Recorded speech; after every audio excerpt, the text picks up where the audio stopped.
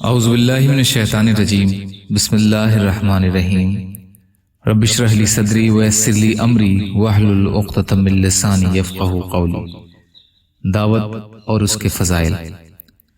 ام المومنین عائشہ رضی اللہ عنہا فرماتی ہیں کہ حضرت ابو بکر صدیق رضی اللہ تعالی عنہ جاہلیت کے زمانے میں رسول اللہ صلی اللہ علیہ وسلم کے دوست تھے۔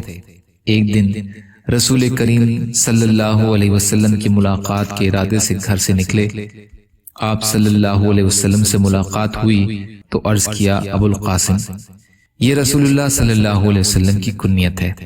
آپ اپنی قوم کی مجلسوں میں دکھائی نہیں دیتے اور لوگ آپ پر یہ الزام لگا رہے ہیں کہ آپ ان کے باپ دادا میں عیب نکالتے ہیں۔ رسول کریم صلی اللہ علیہ وسلم نے ارشاد فرمایا، میں اللہ تعالیٰ کا رسول ہوں، تم کو اللہ تعالیٰ کی طرف بلاتا ہوں۔ رسول اللہ صلی اللہ علیہ وسلم کی بات ختم ہوتے ہی ابو بکر صدیق رضی اللہ تعالی عنہ مسلمان ہو گئے۔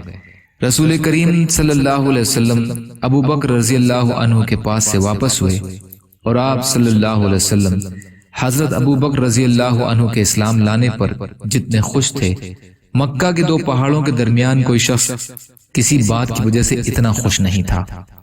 ابو بکر رضی اللہ عنہ وہاں سے حضرت عثمان بن عفان، طلحہ بن عبید اللہ، جبیر بن عوام، سعد بن ابی وقاص رضی اللہ تعالی عنہم کے پاس دعوت دینے کے لیے تشریف لے گئے۔ یہ حضرات بھی مسلمان ہو گئے۔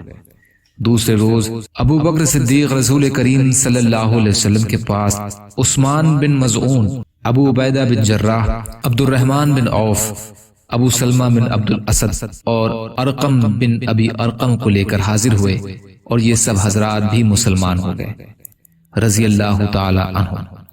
2 دن میں ابو بکر رضی اللہ عنہ کی دعوت سے 9 حضرات نے اسلام قبول کر لیا۔ البدایہ والنہایہ۔ یا اللہ ہم سب کو کہنے سننے سے زیادہ عمل کی توفیق عطا فرما۔ یا اللہ جو مظلوم ہیں، پریشان حال ہیں، بیمار ہیں، قرض میں ہیں، بے روزگار ہیں، محتاج ہیں، ان کی مدد فرما۔ یا اللہ ہم سب کو اپنی حیثیت کے حساب سے اپنا حق ادا کرنے والا بنا۔ یا اللہ جو دنیا سے ایمان کی حالت میں چلے گئے ان کی مغفرت فرما۔ ہم سب کو دنیا اور آخرت کی ہر خوشیاں نصیب فرما برحمتک یا ارحم الراحمین۔ لا الہ الا اللہ محمد رسول اللہ۔ السلام علیکم۔